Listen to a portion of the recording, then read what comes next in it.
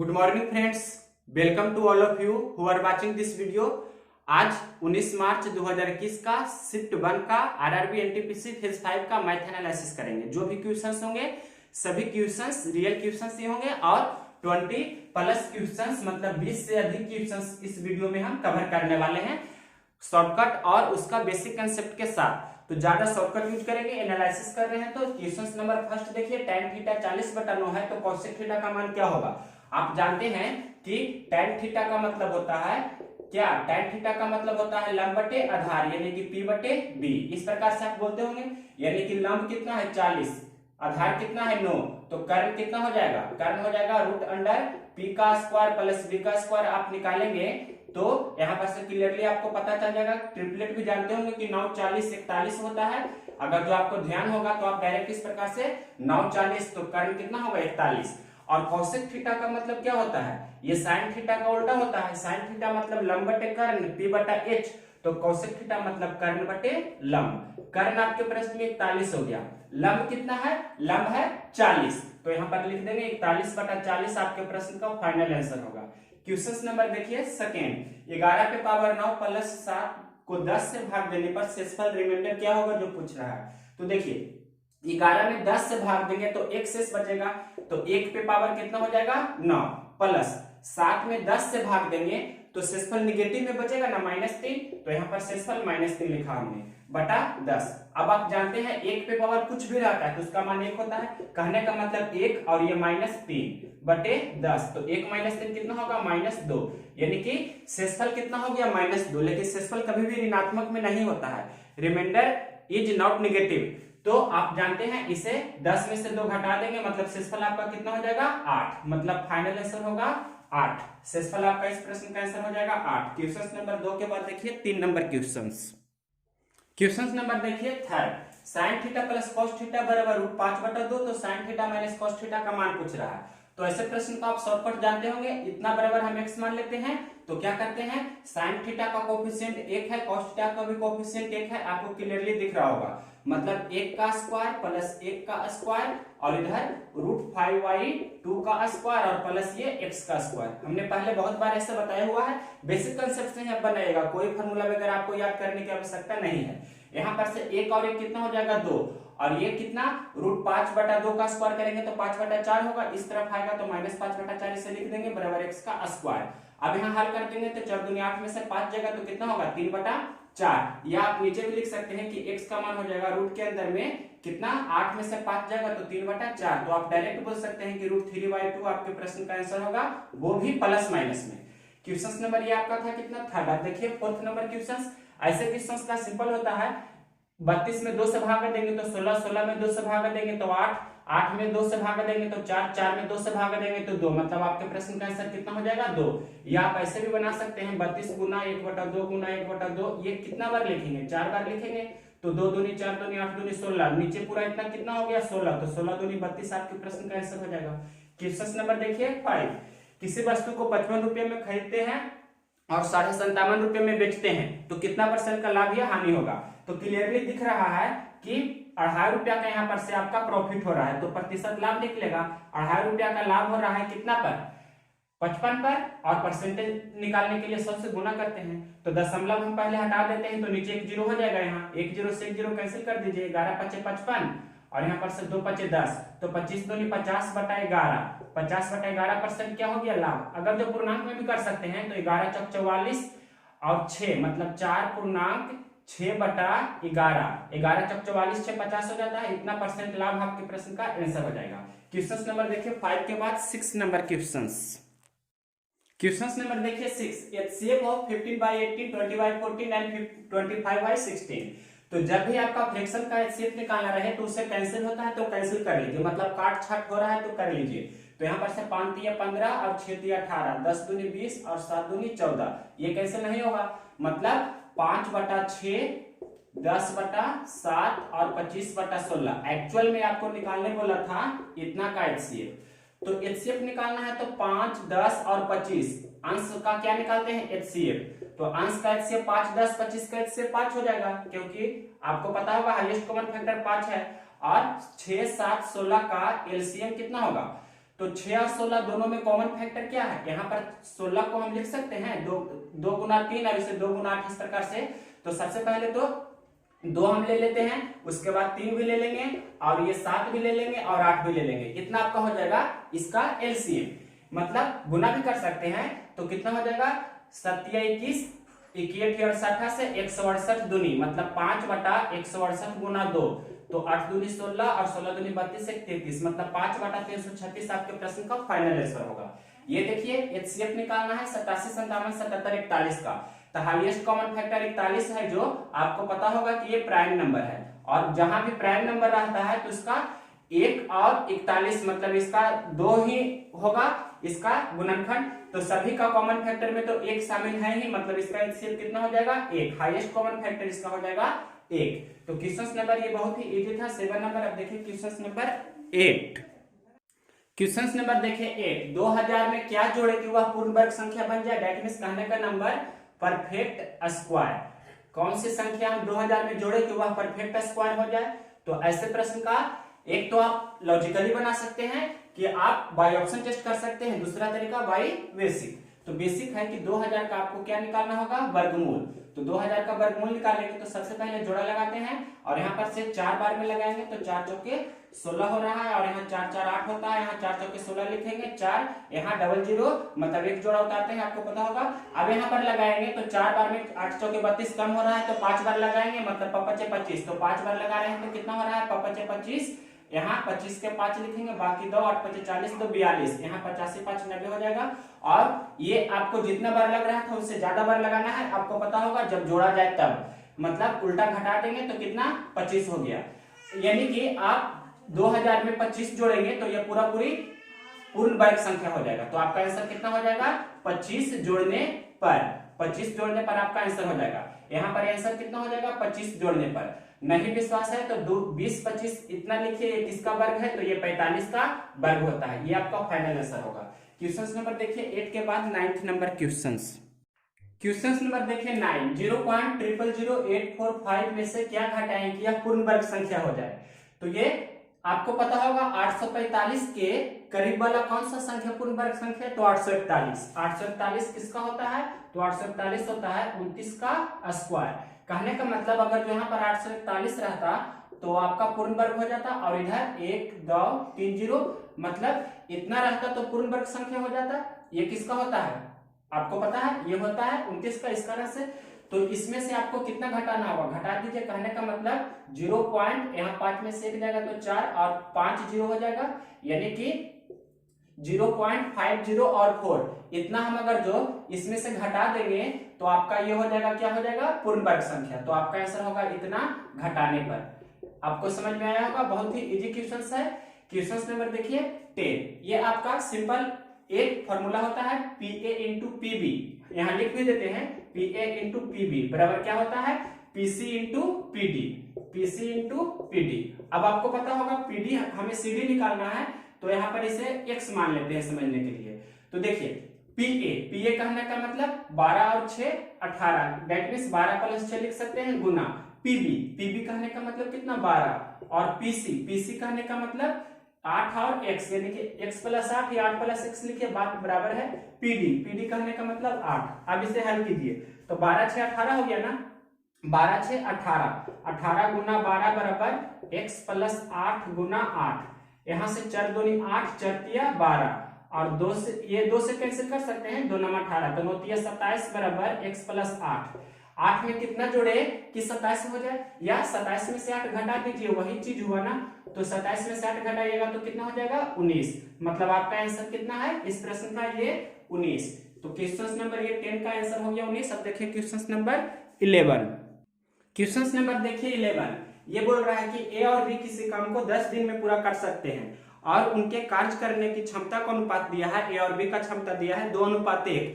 तो ए अकेले उस काम को कितने दिन में पूरा करेंगे, मतलब ये 2 की क्षमता से बी 1 की क्षमता से काम करता है, तो दोनों मिलकर 2 और 1 3 की क्षमता से 10 यूनिट, मतलब 10 दिन में टोटल 30 यूनिट काम करेगा। तो टोटल वर्क आपका हो गया, टोटल वर्क कितना हो गया 30 यूनिट। तो बोल रहा है अकेला ए 2 के क्षमता से कितना दिन में करेगा, मतलब 30 यूनिट काम करेगा 2 के क्षमता से, तो 15 दिन में वह समाप्त कर देगा।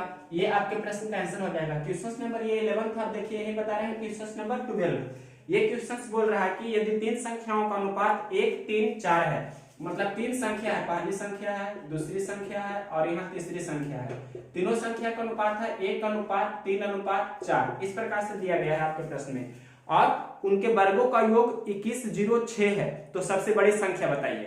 तो यहाँ सबसे पहले संख्या ये रेशियो में है, इसे जनरल फॉर्म में मानने के लिए एक से गुना कर देते हैं, मतलब 1x, 3x और 4x, इसका वर्गों का योग दैट मीन्स 1x का स्क्वायर प्लस 3x का स्क्वायर और प्लस 4x का स्क्वायर, इसके वर्गों का योग है 2106 इतना दिया है। तो सबसे बड़ी संख्या पूछ रहा है, तो यहाँ पर से कितना हो जाएगा, ये x स्क्वायर हो गया, 1x स्क्वायर, ये 3 3 9x स्क्वायर, 4 चौके 16x स्क्वायर बराबर 2106, 16 9 25 से 26 हो गया ना, 26x स्क्वायर बराबर कितना हो गया 2106।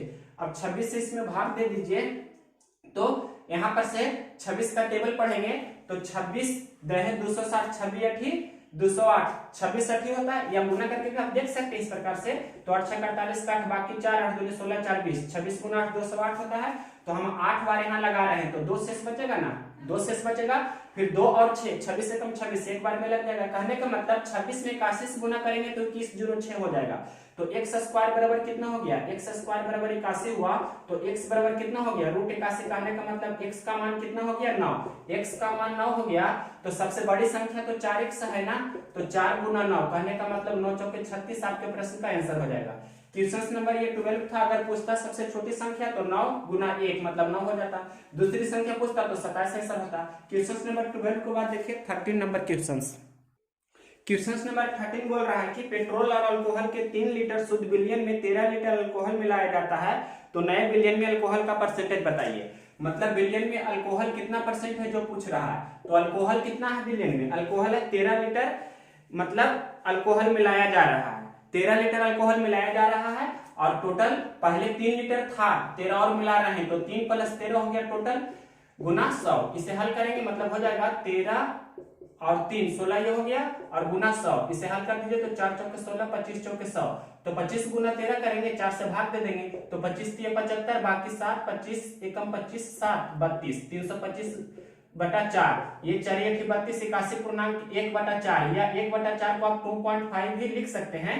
तो इतना परसेंट आपका फाइनल आंसर हो जाएगा अल्कोहल का।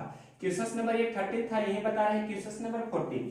क्वेश्चन नंबर देखिए 14, 3 अंकों की ऐसी कितनी संख्याएं हैं जो 7 से पूर्णतः विभाज्य है, मतलब 3 अंकों वाली टोटल संख्या बताना है जिसमें 7 से पूरे भाग लग जाने चाहिए। तो क्वेश्चन नंबर ये आपका है 14, तो 7 से भाग लगने चाहिए, 3 अंकों की संख्या टोटल कितना है, तो 3 अंकों की सबसे छोटी संख्या कितना होती है 100, और 3 अंकों की सबसे बड़ी संख्या कितनी होती है 999, मतलब 100 3 अंकों की सबसे छोटी संख्या, और 999 है जो 3 अंकों की सबसे बड़ी संख्या। 7 से डिविजिबल होने वाला 3 अंकों की सबसे छोटी संख्या कौन होगा, तो 7 से आप इसमें भाग दे दीजिए, तो जितना बार भाग लगेगा उससे ज्यादा बार लगाइएगा। तो यहाँ पर से 7 एकम 7 लगाएंगे, 3 और 0 7 चौके 28, तो जितना बार लग रहा था उतना बार ही हमने लगाया है। तो ये दोनों का डिफरेंस कितना हुआ, मतलब 7 - 2 यानी कि 5, तो 5 आपको जोड़ना होगा 100 में, मतलब आपका सबसे छोटा संख्या हो जाएगा 3 अंकों से 3 अंकों वाली, मतलब 100 में 5 जोड़ेंगे तो 105। या इसका दूसरा तरीका ऐसे है कि आपको 100 में क्या करेंगे, देखिए ध्यान से,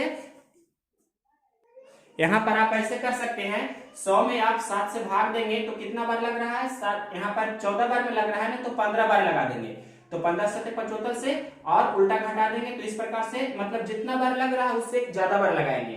तो 5 बार 4 बार लग रहा था तो 5 बार लगा दिए, और 105 हो गया, तो 105 में से 100 घटाएंगे तो 5 आएगा, तो यही 5 इसमें जोड़ देंगे, मतलब 100 + 5, तो इस प्रकार से 105 हो गया सबसे छोटा संख्या।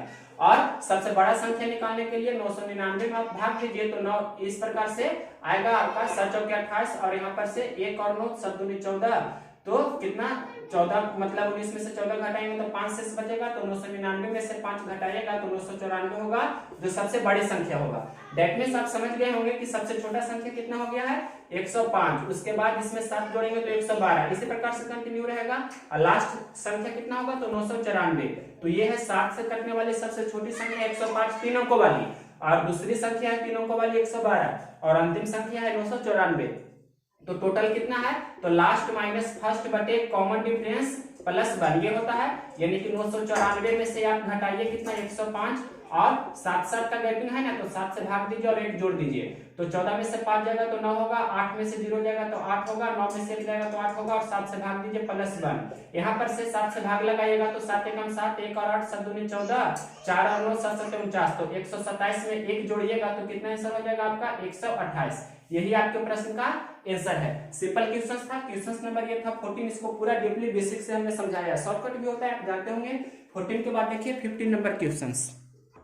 क्वेश्चन नंबर देखिए 15, 6000 रुपया की राशि पर 1 पैसा प्रति रुपया प्रति माह की दर से 5 महीना का साधारण ब्याज क्या होगा। मतलब ये इजी क्वेश्चन है, आपको बेसिक से भी बना सकते हैं, आपको हम यहाँ पर बता रहे हैं डायरेक्ट। सबसे पहले आपके प्रश्न में मूलधन कितना दिया है, मूलधन दिया है 6000 रुपया, मूलधन दिया है 6000 रुपया।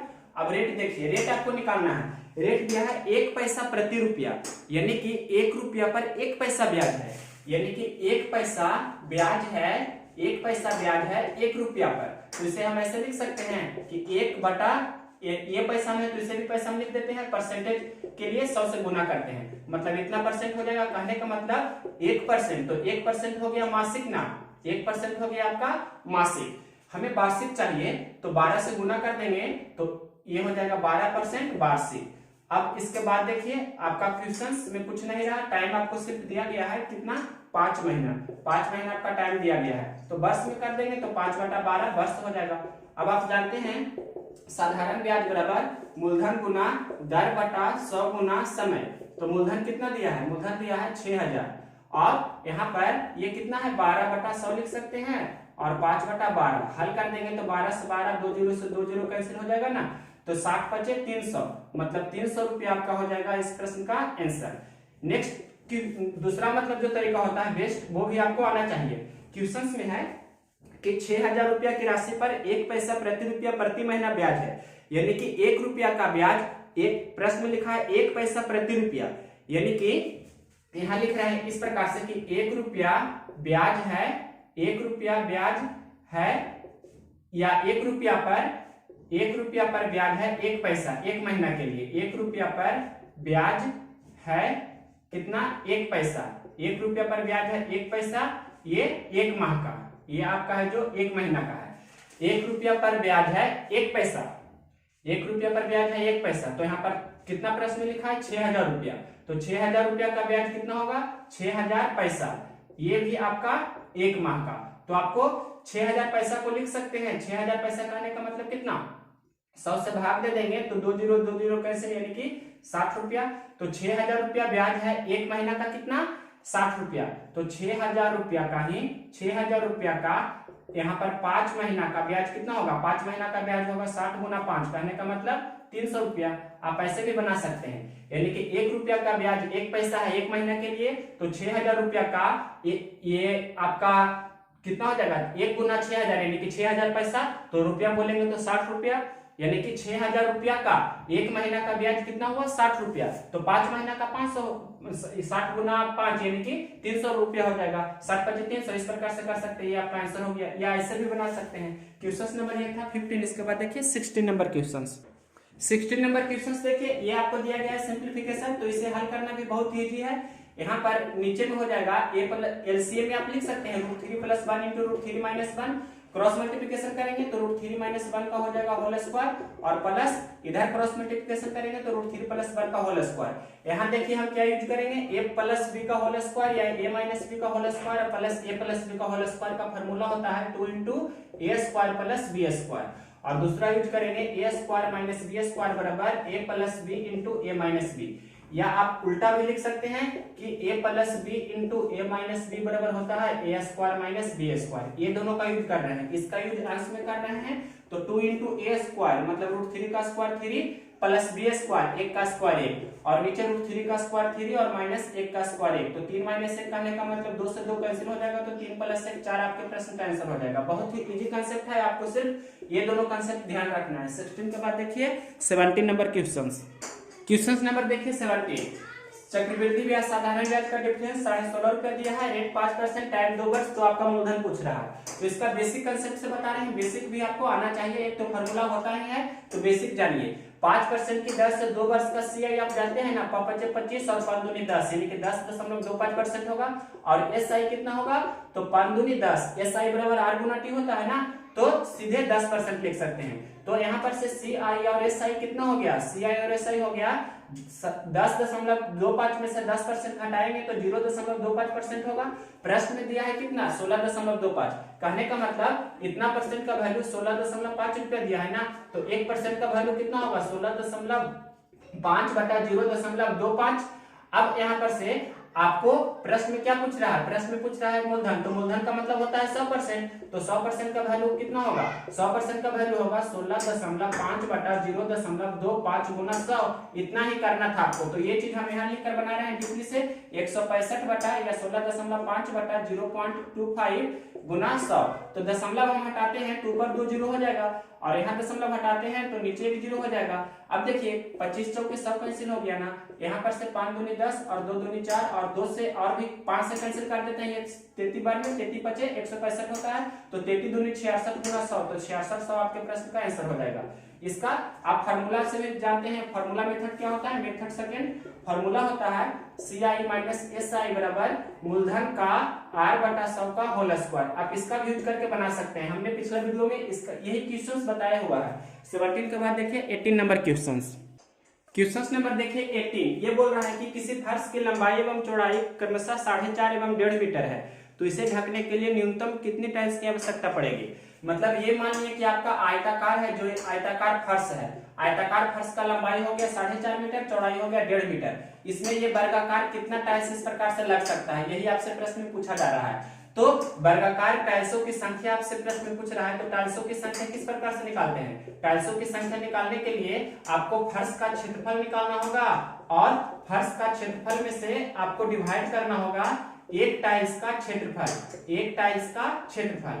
तो इजी क्वेश्चंस है, क्वेश्चंस में कुछ नहीं रखा है, लेकिन यहाँ टाइल्स है जो क्या टाइल्स है, वर्गाकार टाइल्स है जो वर्गाकार। तो वर्ग का क्षेत्रफल क्या होता है, भुजा का स्क्वायर, और वर्ग का क्षेत्रफल भुजा का स्क्वायर होता है, तो भुजा क्या होगा, भुजा होगा आपका HCF ऑफ लंबाई और चौड़ाई का। दैट मींस ये दोनों का HCF होगा, वही आपका होगा इस वर्ग की भुजा।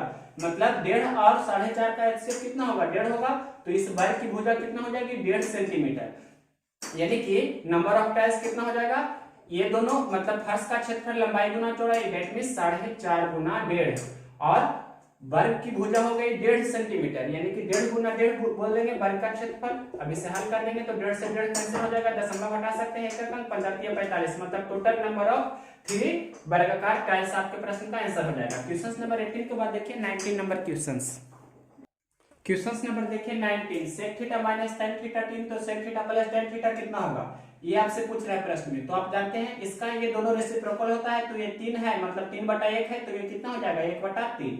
कैसे ये होता है, क्योंकि sec थीटा या sec square theta minus tan square theta का फॉर्मूला आप जानते हैं क्या होता है, 1। तो ये दोनों को हम यहाँ लिख सकते हैं कि sec theta a square minus b square use करेंगे, तो sec theta plus tan theta into sec theta minus tan theta बराबर 1 हो गया। अब यहाँ पर से किसी एक के बराबर, जैसे sec theta plus tan theta बराबर हो जाएगा क्या, 1/sec theta minus tan theta. अब अगर आपके प्रश्न में sec theta minus tan theta ये 3 दिया है, यहाँ पर माइनस रहेगा तो ये प्लस रहेगा।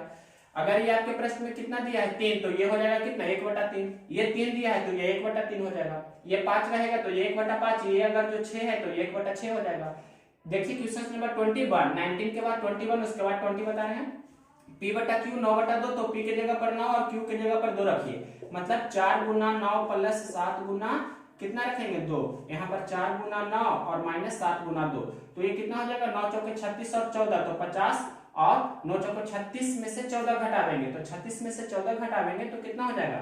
आप इस प्रकार से घटा भी सकते हैं, तो 36 में से 14 घटावेंगे तो 6 में से 4 जाएगा 2, यानी कि 22 हो जाएगा, यानी कि 25/11 आपके प्रश्न का आंसर हो गया। क्वेश्चन नंबर देखिए, इसके बाद ये पहले हमें बताना चाहिए 20, लेकिन 21 बता दिया। ये लास्ट क्वेश्चन है, देखिए x² प्लस y² हमें निकालना है, तो अपने मन से पहले 2xy लिख रहे हैं और 2xy को घटा रहे हैं। इसे हम कैंसिल कर देंगे तो मेरा क्वेश्चन इतना ही है। ये हमने x प्लस वाई का होल स्क्वायर यहां तक होगा, तो x प्लस वाई का whole square minus 2x Y.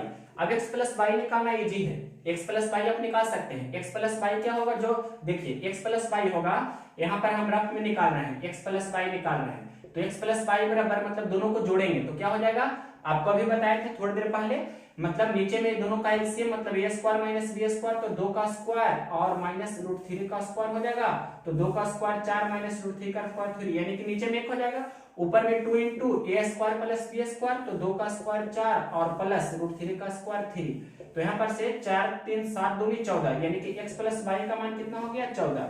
और आपको पता है कि x गुना y करेंगे तो कितना हो जाएगा 1 हो जाएगा, क्रॉस मल्टीप्लिकेशन से कट जाएगा ना, तो x प्लस वाई हो गया 14, तो 14 का स्क्वायर में से आपको घटाना है 2xy का मान कितना है 1, मतलब 14 गुना 14 कितना होता है 196 में से 2 घटावेंगे तो 194 आपके प्रश्न का आंसर हो जाएगा।